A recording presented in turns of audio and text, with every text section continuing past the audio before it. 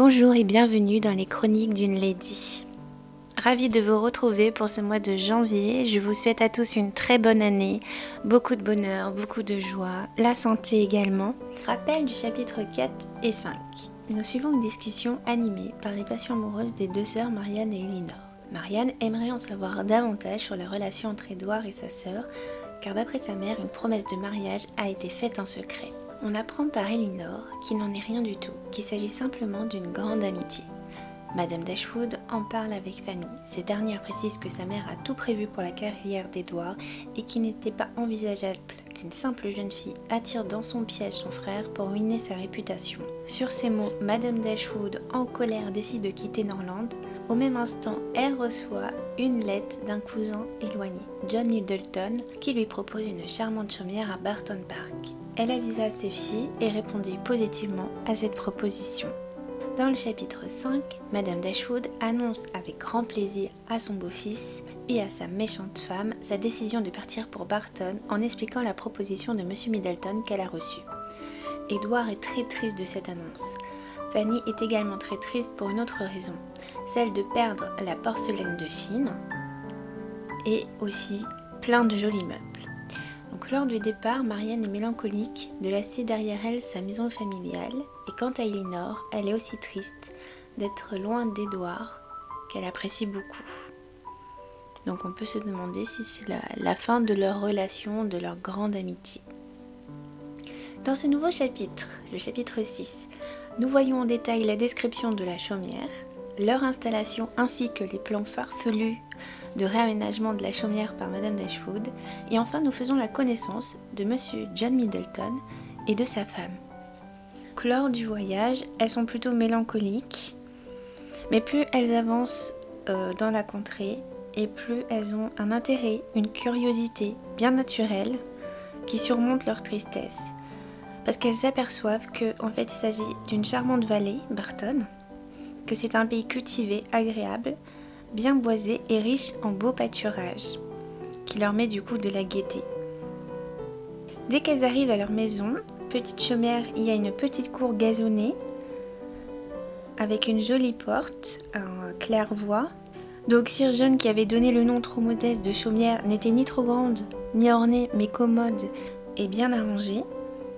En fait, c'est une jolie ferme ou petite maison de campagne.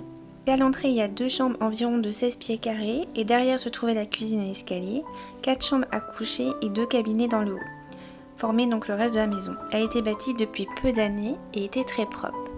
Alors je sais pas ce que vous en pensez, mais au final, ça fait 6 chambres, parce qu'il y en a 2 en bas, 4 en haut et 2 cabinets. Pour une petite maison, je trouve ça quand même grand. À l'heure actuelle, avoir 6 chambres et 2 cabinets, plus une cuisine, et bah ça fait une sacrée maison quand même, hein, on est bien d'accord. Mais bon, évidemment à l'époque c'est très petit. En comparaison de l'immense château de Norland, c'était une chétive demeure. Donc la mère et ses filles s'efforcèrent de paraître heureuses et contentes.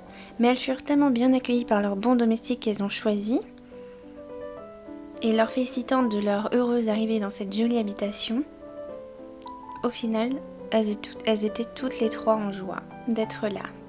Et ces serviteurs vont devenir en quelque sorte des amis. Parce que tous ces serviteurs, vu qu'ils étaient très nombreux au château de Norland, et ils passaient comme ça, ils étaient confondus en fait entre eux. Et du coup, dans cette petite maison, ça va les rapprocher de leur maîtresse. Et ils vont presque devenir amis. Là, on sait, la saison égayait leur maison, septembre commençait. Le temps est beau et serein, donc on peut imaginer qu'il y a le soleil qui perce à travers les fenêtres, que ça met de jolies lumières, de belles couleurs à l'intérieur. Et du coup la situation de la maison était charmante. Ils avaient des collines autour, des plaines ouvertes et cultivées ou boisées. Le village de Barton était situé sur une de ces collines. Ils avaient une vue très agréable des fenêtres de la maison. Et là on apprend que Madame Dashwood est d'abord très satisfaite de cette maison, mais qu'il lui manque quelques petits trucs, plus de grandeur, plus d'élégance. Et donc c'était une source de jouissance pour elle, de la réaménager, de l'embellir, de l'augmenter c'était un de ses plus grands plaisirs. Et comme elle venait de vendre donc une partie de son équipage et quelques meubles superflus, donc elle avait de l'argent. Pour elle, elle dit que cette maison est trop petite pour sa famille, mais nous tâcherons de nous en arranger pour le moment. La saison est trop avancée pour rien entreprendre. Si j'ai assez d'argent au printemps et j'ose répondre que j'en aurai, nous pourrons alors penser à bâtir. Ces chambres ne sont ni l'une ni l'autre assez vastes pour y rassembler tous les amis qui viendront chez moi comme je l'espère. Elle veut également réunir le passage entre les deux chambres du bas pour faire un joli salon.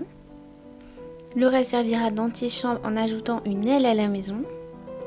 Remettre encore une chambre à coucher au-dessus et au niveau de la mansarde, donc une pour la domestique. Il faudrait que l'escalier soit plus beau et il faudrait même l'élargir. Si vous vous souvenez bien, elles vont avoir un revenu annuel de 500 livres qu'elle n'a jamais économisé de sa vie. Elle fut assez sage pour se contenter de la maison telle qu'elle était. Et on apprend qu'Elinor laisse sa mère s'amuser de ses projets sans la contredire et se promet bien qu'il ne serait pas exécuté. Elle sait très bien que tous les raménagements de sa mère sont très farfelus, que l'argent qu'elles ont, ça serait pas suffisant pour améliorer la maison, donc élargir l'escalier, ajouter une aile à la maison. Chacune d'elles arrangeait leur chambre du mieux qu'ils pouvaient avec leurs livres, leurs jolis meubles qui étaient placés le plus commode pour en jouir à chaque instant. Elles étaient au milieu de leur occupation lorsqu'elles furent interrompues par la visite du propriétaire John Middleton. Trop ravi de les voir, de leur souhaiter la bienvenue, de leur offrir son aide, et il leur dit que tout ce qu'il y avait dans sa maison, dans ses jardins, était à leur service. Il connaissait déjà Madame Dashwood lors d'une visite à Stone Hill, mais il y avait beaucoup trop longtemps pour que les filles s'en rappellent. C'était un homme d'environ 40 ans, d'une belle et bonne figure. La joie et la santé respiraient sur sa physionomie. Sa manière franche, amicale, ressemblait au style de ses lettres. Il exprima son désir de vivre ensemble en bons voisins, amis et parents, et les pressa de venir dîner tous les jours chez lui jusqu'à ce que leur établissement fût formé. Que, quoiqu'il insistât au-delà de la politesse, ils ne purent ni s'en offenser, ni refuser. Et sa bonté n'était pas seulement en paroles, car 1 heure après les avoir laissés, elles reçurent un panier de fruits et de légumes, et avant la fin du jour, un envoi de gibier. Et il insista même pour chercher ou envoyer leurs lettres à la poste avec les siennes et leur faire passer chaque jour les gazettes. Par rapport à John et Fanny Dashwood, c'est l'opposé total. Là, on voit ici qu'elles arrivent, elles sont complètement bien accueillies, qui fait tout pour elles. Et c'est pas juste des paroles en l'air. C'est-à-dire qu'il y a les actes derrière, il leur apporte énormément. Par la suite, on apprend que Lady Middleton a envoyé par son mari un message fort poli. Son intention, disait-elle, était de les voir dès qu'elle serait sûre de ne pas les embarrasser. Et la réponse tout aussi polie témoignait l'impatience de faire sa connaissance. Donc Milady fit son introduction à Barton-Chaumière le jour suivant. Madame Dashwood et ses filles étaient impatientes de voir la femme de John Middleton, voir son caractère, comment était-elle, étant donné que John est très joyeux, très spontané, qui a beaucoup de bonté. Alors la première apparence fut on ne peut plus favorable. Lady Middleton n'avait que 26 ou 27 ans, donc là on voit qu'il y a quand même une grosse différence d'âge. Elle était belle, c'est très régulier, sa figure gracieuse, sa taille élégante et élancée. Et son maintien plein de grâce prévenait d'abord en sa faveur.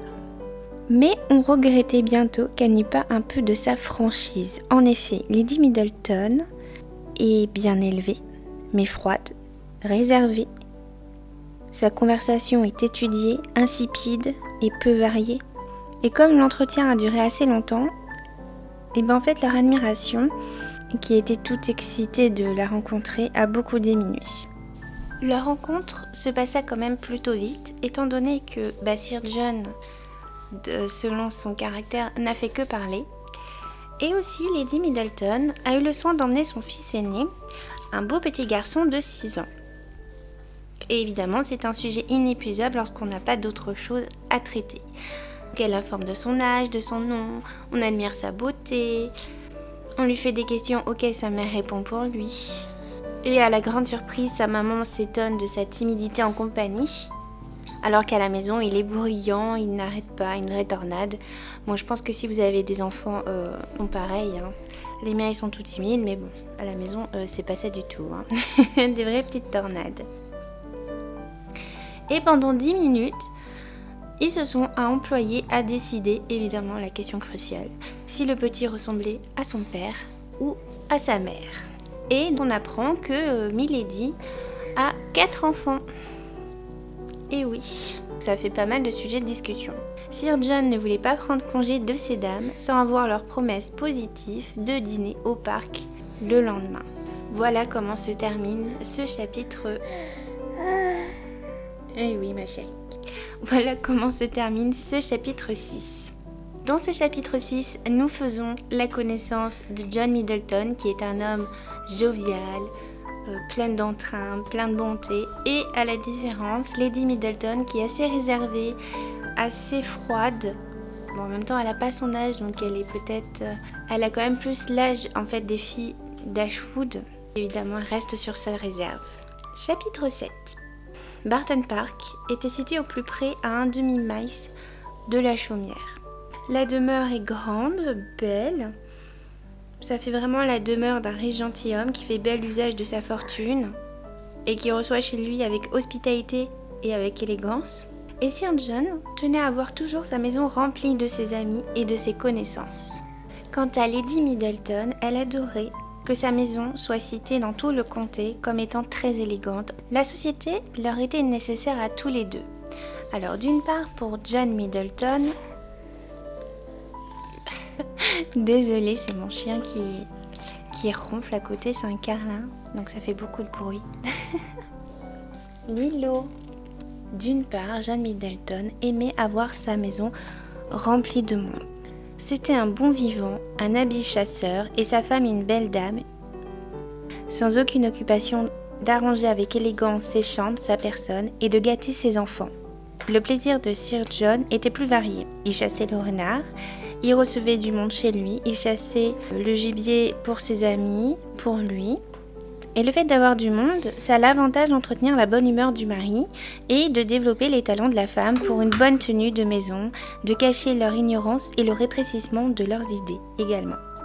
Et Lady Middleton adorait qu'on la vante sur l'ordonnance de sa table, la recherche de ses meubles et la jolie figure de ses enfants.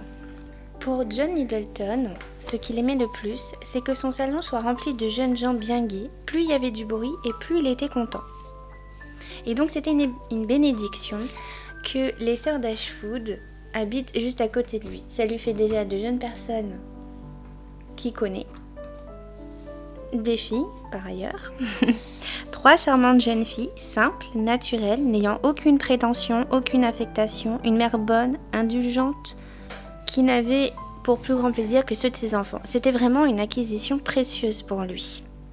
Son bon cœur trouvait une satisfaction réelle en établissant ses cousines près de lui et en leur rendant la vie assez douce pour qu'elles n'eussent aucun regret de leur opulence passée. Elles auront, pensait-il, une aussi bonne table et plus d'amusement. Et il espérait qu'elles y viendraient tous les jours. Le lendemain, le jour de leur repas, John Middleton avait du chagrin car il n'a réussi à convier personne de leur âge. Pour la soirée, il espérait qu'il y aurait de la danse parce qu'il sait qu'à leur âge, ça leur a fait plaisir. Il a couru tout le matin chez plusieurs de ses voisins dans l'espoir d'accéder à un cercle nombreux. Malheureusement, il a fallu qu'ils fussent tous engagés. Cependant, il y aura un gentilhomme de ses amis intimes, ainsi que Madame Jennings, qui est en fait la mère de sa femme. Nous faisons la connaissance de Madame Jennings, qui est décrite comme étant gaie, aussi animée, aussi agréable que si elle n'avait que 18 ans. C'est une femme entre deux âges, avec assez d'embonpoint, aussi gaie que son gendre, parlant beaucoup, ayant l'air si content, si heureux, si amical, qu'on était avec elle aussi à son aise qu'avec une ancienne connaissance. Et ça contrastait beaucoup avec le caractère de sa fille, qui est plutôt froide, réservée. Elle se mit d'abord sur le ton de la plaisanterie avec les jeunes d'Ashwood, elle leur parla d'amour, de mariage. À côté de cela, l'ami intime de Sir John Middleton, le colonel Brandon, était grave, silencieux. Sa figure n'avait rien de déplaisant. Marianne le trouvait comme un vieux célibataire. Il n'avait cependant que 35 ans. Mais bon, vous savez que pour des jeunes filles de 17 ans, 35 ans c'est vieux. Hein. Il était parti en Inde et donc le soleil avait bruni son teint, et ce qui lui donnait du coup l'air plus âgé qu'il ne l'était. Sans être beau, sa physionomie avait quelque chose de sensible qui le rendait intéressant, ses manières étaient nobles. Il plut beaucoup à Elinor. Quoiqu'il fît pas attention à elle, il regarda souvent Marianne. Il parla fort peu, mais son silence même et sa gravité étaient plus agréables aux dames d'Ashwood que les plaisanteries un peu trop familières de Madame Jennings. Dans la soirée, on sut que Marianne était musicienne, donc on lui demanda de se mettre au piano. Et la requête de Sir John, c'était de chanter à livre ouvert un morceau nouveau dont on avait composé la musique et les paroles pour son mariage. Évidemment, Lady Middleton raconta ses noces, qu'elle avait donné un bon concert, très bien exécuté. Sa mère ajouta qu'elle avait beaucoup de talent, mais que c'était dommage qu'elle ne faisait plus de piano. Lady Middleton répondit d'un ton glacé qu'elle aimait la musique avec passion, mais qu'une maîtresse de maison, une mère de famille, n'avait plus un seul moment à y donner. J'avoue que avoir 4 enfants dont le dernier a 6 ans, c'est quand même pas mal de boulot. Donc faut vraiment trouver le temps pour pouvoir jouer au piano, surtout sans les réveiller de la sieste, par exemple. Tout le monde applaudit extrêmement donc le jeu de Marianne, même avec trop d'enthousiasme. Ça l'énerve un peu. Sauf le colonel Brandon, fit peu d'éloges, mais il avait l'air ému et touché. Et en fait, Marianne le remarque au son de sa voix, lorsqu'il lui fait un léger compliment. Elle vit qu'il aimait réellement la musique pour la musique elle-même. Et donc Marianne dit à sa sœur pour finir le chapitre, « Il sent encore le charme d'une bonne musique, mais il n'en est plus transporté comme on l'est dans la jeunesse. C'est tout simple, on se calme avec les années. Et moi-même, si j'arrive un jour à l'âge de 35 ans, je deviendrai peut-être plus raisonnable, mais il reste encore bien du temps avant que j'atteigne l'âge et la froideur du colonel Brandon. » Alors je ne sais pas ce que vous en pensez, mais est-ce qu'à 35 ans, on devient beaucoup plus sage, beaucoup plus froid ? Bon, moi j'arrive bientôt à cet âge-là et bon, il me reste encore quelques années, mais je n'ai pas l'impression. Peut-être qu'à cette époque, on devient plus froid. Je vous remercie de m'avoir écouté pour ces 2 chapitres et on se retrouve très vite pour les chapitres suivants, donc 8 et 9. Et je vous renouvelle mes meilleurs vœux pour cette année 2021 avec beaucoup de joie, beaucoup de bonheur, beaucoup d'amour et la santé surtout. À très vite!